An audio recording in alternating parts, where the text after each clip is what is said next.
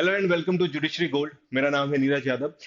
अगर आप कंफ्यूज हैं दिल्ली और बिहार के एग्जाम को लेकर के कि आपको कौन सा स्टेट चूज करना चाहिए, या आपको अगर थोड़ा सा कंफ्यूजन है दोनों के एग्जाम के सिलेबस के बारे में, पैटर्न के बारे में, या कुछ बेसिक चीजें जो आपको before choosing these two states आपको कुछ चीजों के बारे में जानकारी होना चाहिए, तो आज हम बात करते हैं कि बिहार और दिल्ली के एग्जाम में आपको क्या क्या पूछा जाएगा, या पेपर का पैटर्न क्या रहने वाला है, या सिलेबस क्या रहने वाला है, और आपको किन चीजों का ध्यान रखना होगा जब आप दिल्ली और बिहार को एक साथ टारगेट कर रहे हैं। या आप अपने हिसाब से कोई भी स्टेट चूज कर सकते हैं कि आप दिल्ली के लिए ज्यादा कंफर्टेबल हो या बिहार के लिए आप ज्यादा कंफर्टेबल हो। सबसे पहले अगर कुछ बेसिक बातें की जाए तो दिल्ली का जो एग्जाम है वो दिल्ली हाईकोर्ट के द्वारा कंडक्ट कराया जाता है। बिहार का जो एग्जाम है वो बिहार पीएससी के द्वारा कंडक्ट कराया जाता है। जब भी कोई हाईकोर्ट कंडक्ट कराता है जुडिशरी का एग्जाम, तो आपको देखने को मिलेगा कि लॉ के प्रोविजंस बेयर एक्ट के ऊपर आपको थोड़ा सा ज्यादा ध्यान देना होगा। लेकिन जब भी कोई पीएससी के द्वारा एग्जाम कंडक्ट कराया जाता है तो आप अधिकतर देखोगे कि कमेंट्री जो बुक्स होती हैं उनकी भी आपको जरूरत पड़ने वाली है। अगर डिफिकल्टी लेवल देखा जाए तो बिहार का डिफिकल्टी लेवल दिल्ली के मुकाबले थोड़ा सा कम रहता है। यहाँ पर रेगुलर वैकेंसीज आती है, नोटिफाई की जाती है ऑलमोस्ट दिल्ली के द्वारा। बिहार का जो वैकेंसीज है वो हर साल नोटिफाई नहीं की जाती है। आपको थोड़ा सा गैप देखने को मिलेगा वैकेंसीज नोटिफाई करने के लिए। Number of seats definitely Bihar की थोड़ी सी ज्यादा होती हैं, दिल्ली की वैकेंसीज थोड़ी सी कम निकलती है अगर कंपेयर करें हम बिहार से। लेकिन अच्छी बात यह कि दिल्ली जो है वो हर साल ही वैकेंसीज नोटिफाई करता है, तो आपको ऑलमोस्ट हर साल ही एग्जाम देखने को मिल सकता है। इसके अलावा क्या स्टेजेस हैं, क्या सिलेबस है, क्या पेपर का पैटर्न रहने वाला है, टाइम कितना मिलता है आपको कोई भी एग्जाम के लिए, तो ये सारी चीजें हम आगे वीडियो में बात करने वाले हैं। सबसे पहले अगर बात की जाए तो दिल्ली के लिए आपको प्रीलिम्स एग्जाम में निगेटिव मार्किंग देखने को मिलती है, लेकिन बिहार में इस तरह की कोई भी निगेटिव मार्किंग नहीं होती है। तो 25% की या 0.25 नंबर की जो है आपको यहां पर निगेटिव मार्किंग देखने को मिलती है जब हम दिल्ली के प्रीलिम्स की बात करते हैं। बिहार में कोई भी निगेटिव मार्किंग नहीं होती है, तो आप सारे ही क्वेश्चंस अटेम्प्ट कर सकते हैं जब आप बिहार का पेपर लिख रहे होते हैं। दूसरा, पेपर दिल्ली का जो है वो 200 मार्क्स के लिए होता है प्रीलिम्स का, लेकिन बिहार में दो पेपर होते हैं प्रिलिमिनरी एग्जामिनेशन में। पहला है जनरल स्टडीज जो कि 100 मार्क्स के लिए देखा जाएगा, और दूसरा जो लॉ का पेपर है वहां पर आपको 150 मार्क्स देखने को मिलते हैं। तो यहां पर 200 मार्क्स एंड 250 मार्क्स टोटल अगर कहा जाए तो बिहार के लिए आपको देखने को मिलेगा। यहां पर आपको एक जीके या जनरल स्टडीज जिसको हम कहते हैं, दूसरा आपको लॉ के पेपर देखने को मिलेंगे। जब हम बात करते हैं कि क्या मिनिमम क्वालिफाइंग मार्क्स होने चाहिए, तो दिल्ली के लिए 60% है जनरल कैटेगरी के लिए, और 55% है रिजर्व कैटेगरी के लिए। इतने आपको मिनिमम नंबर लेकर के आने होंगे। लेकिन जब हम बिहार के लिए बात करते हैं तो जनरल कैटेगरी के लिए मिनिमम जो है आपको 45% देखने को मिलेगा, और रिजर्व कैटेगरी के लिए आपको 40% देखने को मिलेगा मिनिमम क्वालिफाइंग मार्क्स। तो दिल्ली के लिए अगर देखा जाए तो थोड़ा सा क्वालिफाइंग मार्क्स आपको ज्यादा लेकर के आने होंगे। जो आपको टाइम मिलने वाला एग्जाम के लिए वो आपको मिलते हैं दिल्ली के लिए 150 मिनट्स, या जिसको कहा जाए तो 2.5 घंटे, 2.5 आवर्स। लेकिन जब हम बिहार के रिस्पेक्ट में बात करते हैं तो पेपर वन के लिए आपको 90 मिनट्स मिलने हैं जो कि 100 मार्क्स के लिए होगा, एंड पेपर टू जो कि आपका लॉ का रहने वाला है उसके लिए आपको 120 मिनट्स, मतलब कि 2 घंटे आपको मिलने वाले हैं। तो यहां पर आपको दोनों में थोड़ा सा डिफरेंस देखने को मिलेगा कि दिल्ली के लिए आपको 2.5 घंटे मिलते हैं, बिहार के लिए आपको 90 मिनट पहले पेपर के लिए और 120 मिनट्स दूसरे या जो लॉ पेपर है उसके लिए आपको देखने को मिलेगा। चलिए आगे जब हम बात करते हैं कि सब्जेक्ट्स प्रीलिम्स के लिए आपको क्या क्या पूछे जाते हैं, तो दिल्ली के लिए आपको कुछ चीजों के बारे में यहां पर ध्यान रखना है, जैसे general legal knowledge and aptitude, constitution, CPC, CrPC, Indian penal code. अब यहां पर सीआरपीसी आईपीसी की जगह पर हो सकता है आपसे बीएनएस, बीएनएसएस या बीएसए पूछा जाए। उसके बाद contract, limited liability partnership, arbitration conciliation, evidence act, specific relief act, limitation act. ठीक है, यहां पर पॉक्सो भी आपसे पूछा जाएगा एंड कमर्शियल कोर्ट एक्ट भी आपसे दिल्ली के एग्जामिनेशन के लिए पूछा जाता है। जब हम बात करते हैं बिहार के एग्जाम के लिए, तो बिहार में आपको जनरल स्टडीज जो है उसमें general knowledge, current affairs include किया जाता है उसमें। एलिमेंट्री जनरल साइंस भी आपको अगर देखा जाए तो 10th तक की आपको साइंस जो है यहां पर पूछी जाएगी, उसमें फिजिक्स, केमिस्ट्री या बायोलॉजी के हम कह सकते हैं कि आपसे क्वेश्चंस देखने को मिलेंगे। लॉ जो है यहां पर आपको कुछ सब्जेक्ट्स देखने को मिलेंगे, और यही सब्जेक्ट्स आपको बाद में मेंस एग्जामिनेशन के लिए भी देखने के लिए मिलते हैं, जैसे law of evidence and procedure, constitutional and administrative law of India, Hindu and Muslim law आपको देखने को मिलेगा, transfer of property, equity, trust, specific relief, ये आपको सब्जेक्ट देखने को मिलेंगे। Contract and torts and commercial law जो है, इसके बारे में हम डिटेल में बात करेंगे कि कौन कौन से सब्जेक्ट्स आपको पढ़ने होते हैं बिहार एग्जामिनेशन के लिए। चलिए आगे जब हम बात करते हैं कि आपको अगर लगता है कि आपने पूरा की पूरा सिलेबस कंप्लीट कर लिया है लेकिन रिवीजन नहीं हो पा रहा है ठीक से, और आप रिवीजन करना चाहते हैं कि आपका टाइमली कंप्लीट हो सके सिलेबस, टाइमली आप रिवाइज कर सके, आपकी मेंस आंसर राइटिंग प्रैक्टिस हो सके, आपके ऐसे राइटिंग प्रैक्टिस हो सके, तो जुडिशरी गोल्ड लेकर के आ रहा है अभ्यास ऑफलाइन बैच, जो कि भोपाल में स्टार्ट हो रहा है 2 सितंबर से। यहां पर आपको पूरे 15 सब्जेक्ट्स कवर कराए जाएंगे, डेली आंसर राइटिंग प्रैक्टिस कराई जाएगी, करंट लीगल नॉलेज आपको मिलने वाला है, जजमेंट राइटिंग की क्लासेस आपके लिए रखवाई जाएंगी, ट्रांसलेशन एंड ऐसे राइटिंग आपको मिलेगा यहाँ पर, साथ ही साथ प्री और मेंस के दोनों के टेस्ट आपको मिलेंगे, इंटरव्यू गाइडेंस मिलेगी, और ये पूरा के पूरा आपको अभ्यास बैच जो है ये मिलने वाला है 4 मंथ के लिए। मतलब 4 महीने में आप अपना पूरा की पूरा सिलेबस जो है वो बहुत अच्छे से प्रिपेयर कर सकते हैं, विथ प्री एंड मेंस दोनों के लिए ही आप 4 महीने में अपना पूरा सब्जेक्ट रिवाइज कर सकते हैं। सो 2 सितंबर को स्टार्ट होने वाला है ऑफलाइन भोपाल बैच, जो कि मेंस एग्जामिनेशन के लिए हम बात करते हैं। अगर मैं दिल्ली के रिस्पेक्ट में बात करूं तो आपको general legal knowledge and language का पेपर होगा, जो कि 250 मार्क्स के लिए होने वाला है। Civil law 1 200 marks, civil law 2 200 marks, and criminal law जो होगा 200 के लिए। तो यहाँ पर आपको 4 पेपर देखने को मिलेंगे, जो कि है general legal knowledge and language का 250 मार्क्स के लिए, civil law 1, civil law 2 and criminal law.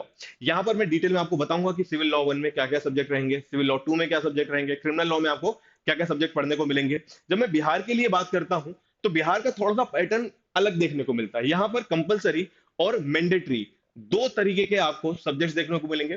5 subject आपको जो है मैंडेटरी है, और 3 सब्जेक्ट ऑप्शनल है, जो कि आप चूज कर सकते हैं अपनी सुविधा के हिसाब से। तो यहाँ पर जो कंपलसरी सब्जेक्ट्स हैं वो आपको देखने को मिलेंगे, जनरल नॉलेज करंट अफेयर्स के साथ 150 मार्क्स के लिए, एलिमेंट्री जनरल साइंस 100 मार्क्स के लिए, जनरल हिंदी और जनरल इंग्लिश जो है आपको 100 मार्क्स के लिए मिलेंगे, लेकिन ये क्वालिफाइंग है, आपको 30% जो है यहां पर लेकर के आना होगा, क्वालिफाई करना होगा हिंदी और इंग्लिश के पेपर में।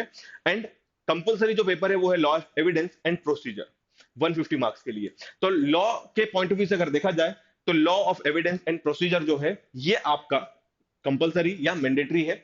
ऑप्शनल जो सब्जेक्ट्स हैं आपके पास ऑप्शन है कि आप कोई भी इनमें से 3 ऑप्शनल सब्जेक्ट चूज कर सकते हैं, जिसमें constitutional and administrative law of India है, हिंदू एंड मुस्लिम लॉ है, law of transfer of property equity वाला है, कॉन्ट्रैक्ट टॉर्ट्स है, और कमर्शियल लॉ है। ये सारे ही पेपर आपको 150 मार्क्स का वेटेज लेते हुए मिलेंगे, कि यहां पर आपके पास ऑप्शन है कि ये सब्जेक्ट्स आपको देखने को मिलेंगे। तो कुछ सब्जेक्ट्स दिल्ली और बिहार दोनों में कॉमन है, जो कि आप देख सकते हैं, कुछ सब्जेक्ट्स हैं जो कि अलग है। अब डिटेल्ड आप सिलेबस की जब हम बात करते हैं तो मैं आपको थोड़ी देर में बताने वाला हूं कि डिटेल्ड क्या क्या सब्जेक्ट आपको देखने होंगे। नंबर ऑफ सब्जेक्ट्स बिहार में बहुत सारे आपको यहाँ पर पढ़ने होंगे।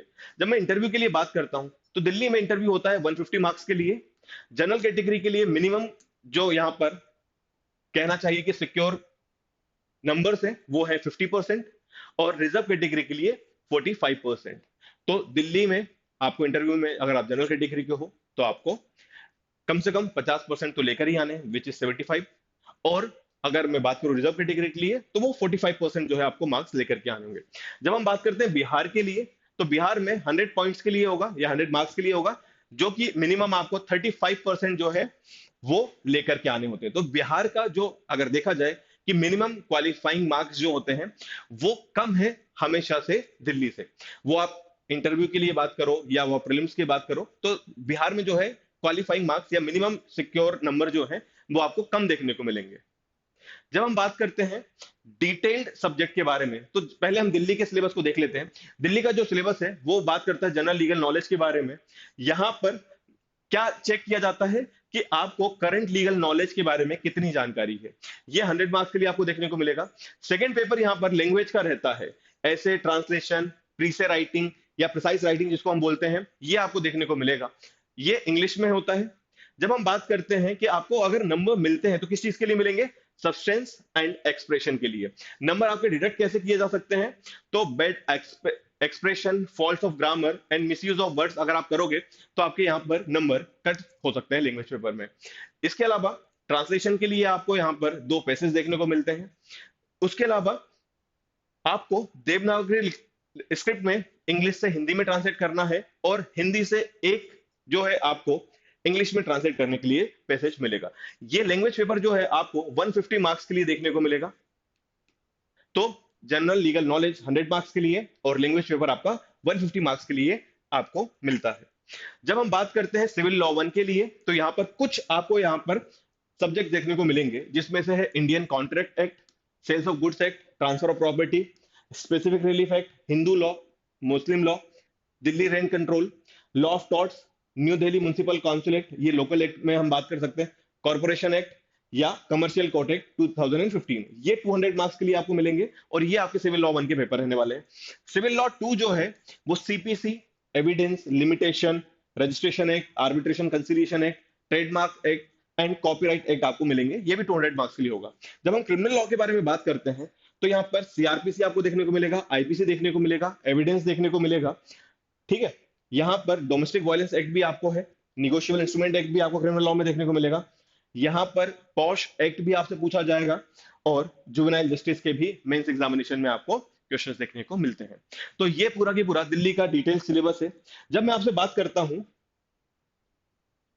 कि जनरल नॉलेज या बिहार में जो एग्जाम है आपका पूरा के पूरा, वो क्या देखने को मिलेगा, तो यहां पर जनरल नॉलेज जो इसमें करंट अफेयर्स है 150 मार्क्स के लिए, वहां पर इंडियन हिस्ट्री सबसे ज्यादा क्वेश्चंस आते हैं, culture, geography, polity, current affairs, current events, currencies, Capitals, static GK आपसे यहां पर देखने को मिलेगा। एलिमेंट्री जनरल साइंस की जब हम बात करते हैं, जैसे मैं आपको बता चुका हूं कि फिजिक्स, केमिस्ट्री, बायोलॉजी से आपको क्वेश्चन यहां पर देखने को मिलेंगे। उसके अलावा जब हम जनरल हिंदी की बात करते हैं, तो 100 मार्क्स के लिए एग्जाम में निबंध, वाक्य विन्यास और व्याकरण आपको देखने को मिलेगा। इंग्लिश में अनसीन पैसेज, समरी, है ना, precise writing, letter writing, spotting error, antonym, synonym, idioms, phrases, word analogies आपको देखने को मिलेगी। Law of evidence and procedure, ये जो आपका मैंडेटरी सब्जेक्ट्स है उनके लिए हम बात कर रहे हैं।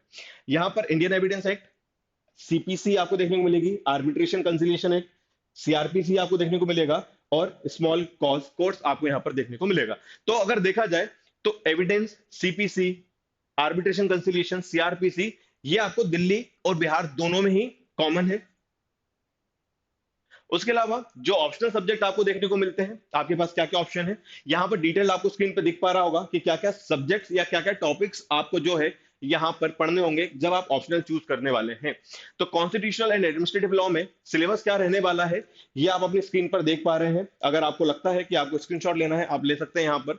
दूसरा, जब हम बात करते हैं हिंदू और मोहम्मदियन लॉ के बारे में, तो स्कूल्स क्या है, मैरिजेस, एडॉप्शन, है ना, स्टेट, या इस तरीके की चीजें आपको हिंदू लॉ और मुस्लिम लॉ दोनों में देखने को मिलेगी। कमर्शियल लॉ जो है, यहां पर आपको sales of goods act, negotiable instrument act, ये भी कॉमन है। कंपनी लॉ एंड पार्टनरशिप जो है आपको यहां पर देखने को मिलेगी। तो पार्टनरशिप दोनों दिल्ली में और बिहार में आपको कॉमन सब्जेक्ट देखने को मिलेगा।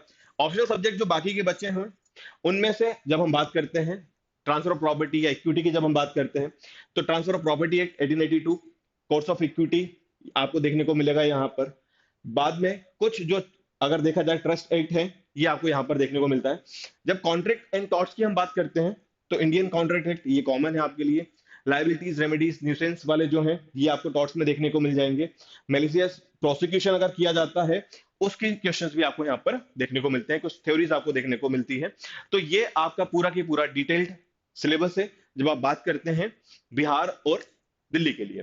तो मेरे ख्याल से आप नंबर ऑफ सब्जेक्ट्स या टॉपिक्स अगर आप देखोगे, तो बिहार में कंपैरेटिवली थोड़ा सा ज्यादा देखने को मिलता है, लेकिन ऑप्शन आपके पास है कि आप चूज कर सकते हैं कि आपको क्या सब्जेक्ट्स ज्यादा पसंद है, कॉलेज में आपने कौन से सब्जेक्ट्स बहुत अच्छे से प्रिपेयर किए हैं, या आपके इंटरेस्ट के सब्जेक्ट कौन से हैं। दिल्ली में थोड़ा सा अगर देखा जाए तो एग्जाम जो है थोड़ा सा टफ रहता है, बिहार का कंपैरेटिवली थोड़ा सा इजी देखने को आपको मिलेगा। तो यहां पर आप अपने डिसीजन के हिसाब से चूज कर सकते हैं कि आपको कौन सा जो है स्टेट सही लग रहा है, या अगर आप टारगेट करते हैं दोनों एग्जाम को एक साथ, तो फिर आपको कौन से ऐसे सब्जेक्ट्स हैं जो कॉमन है, आप पहले उन सब्जेक्ट्स को कवर कीजिए जो आपको लगता है कि दोनों में आने वाले हैं, और उन सब्जेक्ट्स पे आप थोड़ा सा ध्यान दे करके फिर बाकी के जो बचे हुए सब्जेक्ट्स हैं आप उसको अपने हिसाब से प्रिपेयर कर सकते हैं, अपने टाइम के हिसाब से उसको आप डिवाइड कर सकते हैं। सो अगर आपको लगता है कि आपको और इसी तरीके की कोई वीडियोस पे जानना है या कुछ आपके कुछ क्वेरीज है, तो आप हमें कमेंट बॉक्स में लिख करके बता सकते हैं।